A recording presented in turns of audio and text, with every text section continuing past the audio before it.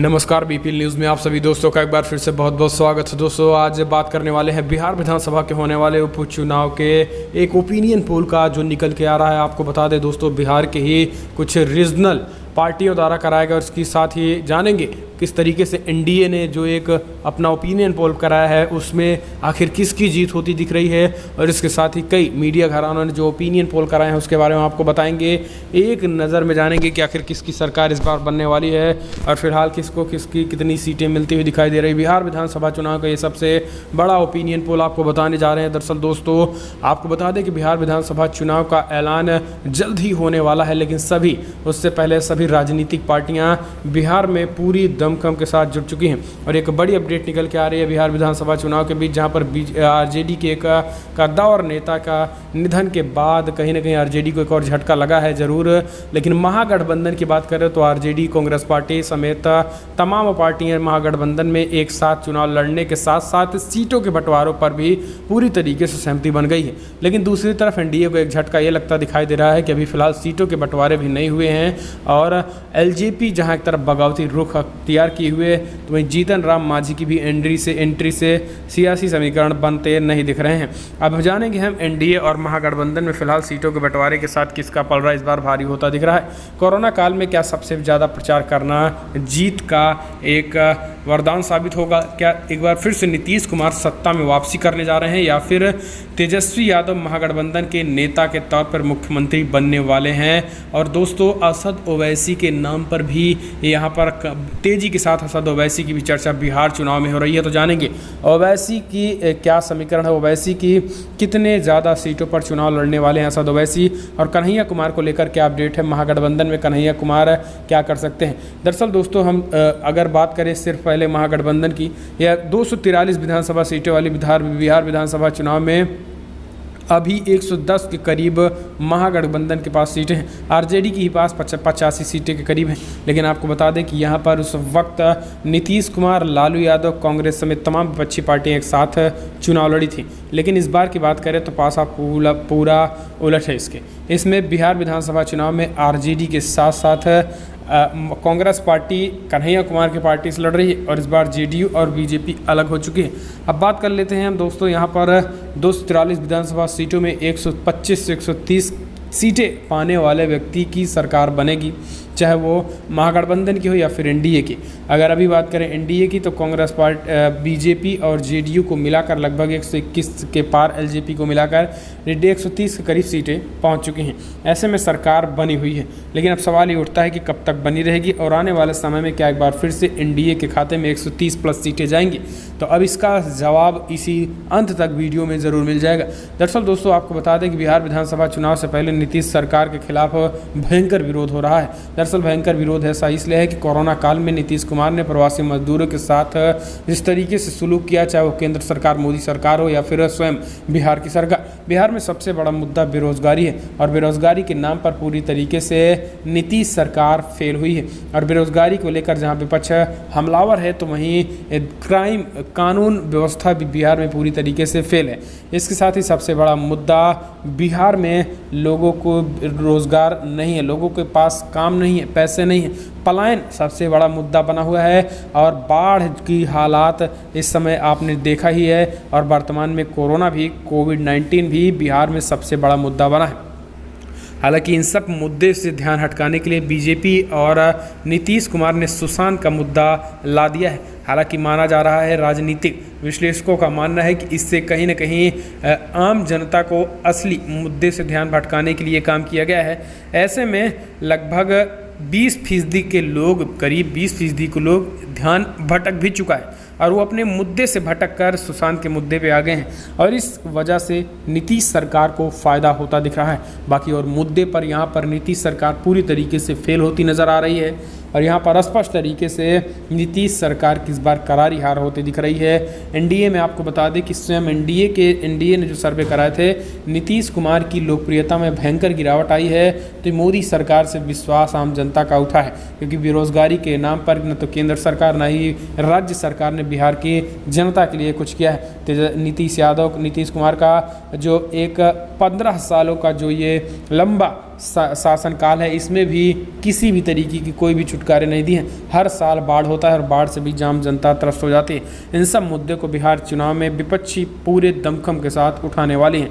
आपको बता दें कि ओपिनियन पोल जो निकल के आ रहे हैं उसमें 243 विधानसभा सीटों में अगर बात करें हम किसको किसकी कितनी सीटें मिलती दिखाई दे रही हैं। अगर आरजेडी की बात करें तो आरजेडी को फिलहाल दोस्तों बिहार विधानसभा चुनाव में 140 सीटों पर चुनाव लड़ने का ऐलान किया है, तो वहीं कांग्रेस पार्टी 60 सीटों पर चुनाव लड़ेगी। ये बिहार के हालात हैं। इसके साथ ही आपको बता दें कि यहाँ पर 243 सीटों में 43 सीटें बची हैं, जिनमें से कम्युनिस्ट पार्टी सीपीआई और सीपीआईएम मिलकर 20 सीटों पर चुनाव लड़ेंगे और महागठबंधन का ये हिस्सा है। इसके साथ ही आरएलएसपी भी महागठबंधन का हिस्सा है और वो भी 15 सीटों पर चुनाव लड़ेंगी। बाकी 5 सीटों पर और छोटी रीजनल पार्टियां चुनाव लड़ने वाली हैं। ये तो महागठबंधन हुआ। अब हम बात कर लेते हैं एनडीए की। एनडीए की बात करें तो इसमें एलजेपी, बीजेपी, जेजेपी और इसके साथ जेडीयू भी शामिल है। तो दोस्तों अब इन तीनों पार्टियों की बात करें तो यहाँ पर सबसे बड़ी पार्टी जेडीयू है और जेडीयू के मतलब नीतीश कुमार के चेहरे पर चुनाव लड़ने की बात कही जा रही है, जिसमें नीतीश कुमार की पार्टी 110 सीटों पर चुनाव लड़ेगी, जबकि बीजेपी भी स्वयं 100 सीटों पर चुनाव लड़ने जा रही है। और इस बीच आपको बता दें कि एलजेपी की बात करें तो एलजेपी स्वयं 35 सीटें मांग रही हैं। जी हाँ, 35 सीटें एलजेपी मांग रही है, जबकि कुछ सीटें जीतन राम मांझी को भी दिए जा सकते हैं। तो ये मिलाकर कुल मिलाकर 243 सीटें एनडीए की हुए। अब दोस्तों यहाँ पर एक तीसरा फ्रंट भी बनता दिखाई दे रहा है। दरअसल ये फ्रंट असद ओवैसी का है। असद ओवैसी भी इस बार बिहार विधानसभा चुनाव में भयंकर एंट्री मारने वाले हैं और कहीं ना कहीं महागठबंधन के वोटों में सेंधमारी कर सकते हैं। जी हाँ, आपको बता दें कि असद ओवैसी की पार्टी 50 सीटों पर चुनाव लड़ने का ऐलान किया है। सीमांचल के 50 सीटों पर चुनाव लड़ेंगे ओवैसी की पार्टी। अगर वर्तमान की बात करें तो एक विधानसभा सीटों पर फिलहाल ओवैसी की पार्टी का कब्जा है और उसी को देखते हुए ओवैसी ने फिलहाल आने वाले समय में 50 सीटों पर चुनाव लड़ने का ऐलान कर दिया, जिसकी वर्चुअल रैली भी लगभग ओवैसी ने शुरुआत भी कर दी है।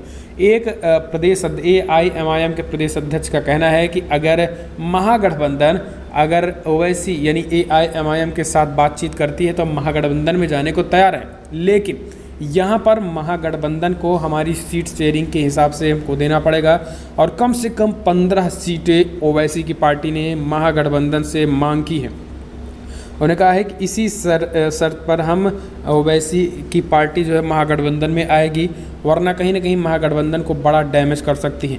आपको बता दें कि ओवैसी पार्टी ने 50 सीटों पर चुनाव लड़ने के ऐलान करने के बाद महागठबंधन में हड़कंप मचा हुआ है। इसके साथ ही दोस्तों आपको बता दें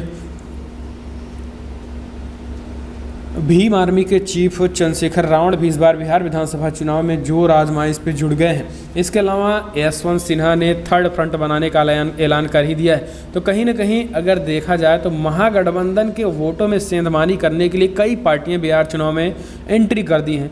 इसमें कोई शक नहीं है कि इससे बीजेपी को फ़ायदा होगा और ये बातें तमाम ओपिनियन पोल्स में भी निकल के दिखाई दे रही हैं। ऐसे में अगर बिहार विधानसभा चुनाव में पूरी तरीके से एनडीए, बीजेपी, जेडीयू का सफाई करना है तो तमाम महागठबंधन की पार्टियों को एकजुट होकर चुनाव लड़ना पड़ेगा, तभी बीजेपी और जेडीयू की विदाई होगी। लेकिन यहाँ पर दोस्तों नीतीश कुमार और मोदी को एक बड़ा फ़ायदा भी होता दिख रहा है और वो फ़ायदा है इस महागठबंधन में कई पार्टियों का होना। जी हाँ, दरअसल जिस तरीके से एक तीसरा फ्रंट बन रहा है और अगर तीसरा फ्रंट महागठबंधन के इतर तीसरा फ्रंट बनता है तो इससे भयंकर फ़ायदा होगा बीजेपी और जेडीयू को, क्योंकि कम मार्जिन से ही आरजेडी की सीटें निकलती थी और इस बीच अगर थोड़ी सीटों पर ओवैसी की पार्टी चुनाव लड़ेगी तो बिहार में बड़ी झटके लगेंगे। अब हम बात कर लेते हैं दरअसल किसको कितनी सीटें मिलने वाली हैं। दरअसल अगर जेडीयू की अगर बात करें हम महागठबंधन की तो आरजेडी को दोस्तों फिलहाल इस बार 85 से 90 के बीच सीट मिलती हुई दिखाई दे रही है। जी हाँ, 85 से 90 के बीच आरजेडी के खाते में जाती हुई दिखाई दे रही है, जबकि कांग्रेस पार्टी के खाते में 30 से 35 सीटें साफ जाती हुई दिख रही हैं। जबकि अगर बात करें हम ओवैसी की पार्टी जो 15 सीटों पर चुनाव लड़ रहे हैं, ओवैसी के खाते में भी फिलहाल जो 50 सीटों पर चुनाव लड़ रहे हैं उनको 15 सीटें जाती हुई ओवैसी के खाते में दिखाई दे रही हैं। जबकि कन्हैया कुमार की बात करें लगभग 20 से 25 सीटों पर चुनाव कम्युनिस्ट पार्टी और मार्क्सवादी कम्युनिस्ट पार्टी लड़ रही है। वामपंथियों कम्युनिस्ट पार्टियों को लगभग 7 से 10 सीटों के बीच में भी बिहार में मिलती हुई दिखाई दे रही। बेगूसराय में माना जा रहा है कि कन्हैया कुमार 3 सीटों पर चुनाव लड़वा सकते हैं कम्युनिस्ट पार्टी को। ऐसे में बड़े फायदे 3 की 3 सीटें बेगूसराय के खाते कन्हैया कुमार के खाते में जाती हुई दिख रही है, जो कि एक बड़ा डेवलपमेंट हुआ है। तो ये महागठबंधन की सीटें हैं दोस्तों, अगर हम इसको जोड़ें तो 140 के पार जाती है और असद ओवैसी को भी साथ लेने के बाद। तो ऐसे में महागठबंधन की इस बार महागठबंधन की पूर्ण बहुमत की सरकार बनती हुई दिखाई दे रही है। अब बात कर लेते हैं एनडीए की। एनडीए की बात करें तो यहाँ पर जेडीयू 110 सीटों पर चुनाव लड़ रही है, जहाँ पर 45 से 50 सीटों पर जेडीयू की सीटें मिलती हुई दिखाई दे रही हैं, जबकि बीजेपी के खाते में यहाँ केवल और केवल महज 40 से 45 सीटें जाती हुई दिखाई दे रही हैं। बीजेपी को भी बड़ा झटका लगा है, मोदी की नेतृत्व पूरी तरीके से फेल होता दिखाई दे रहा है। और अगर बात करें हम दोस्तों एलजेपी की, तो एलजेपी भी 7 से 10 सीटें मिलती हुई दिखाई दे रही है, महज 35 सीटें में। तो दोस्तों ये सब 100 के अंदर ही आंकड़ा सिमटता हुआ दिखाई दे रहा है एनडीए का, और 140 के पार हो रहे हैं महागठबंधन। तो दोस्तों इस ओपिनियन पोल से पूरी तरीके से इस बार महागठबंधन की सरकार, तेजस्वी यादव मुख्यमंत्री बनने वाले हैं। और कहीं ना कहीं आपको बता दें कि कांग्रेस पार्टी ने पहले ही कहा है कि फिलहाल तेजस्वी कन्हैया कुमार के नेतृत्व, महागठबंधन का नेतृत्व कन्हैया कुमार करेंगे। कन्हैया के नेतृत्व में आक्रामकता से चुनाव लड़ जाए, क्योंकि एक अच्छे वक्ता है और उनकी बिहार में ज़बरदस्त लोकप्रियता भी है। तो महागठबंधन अब कन्हैया के सहारे चुनाव लड़ रहा है, तेजस्वी यादव को मुख्यमंत्री भी बन सकते हैं। तो ये बड़ी अपडेट निकल के आ रही है, बड़ा ओपिनियन पोल। फिलहाल दोस्तों इस वीडियो में इतना, वीडियो पसंद आया तो लाइक करें, शेयर करें, कमेंट के माध्यम से आप अपनी राय देना ना भूलें।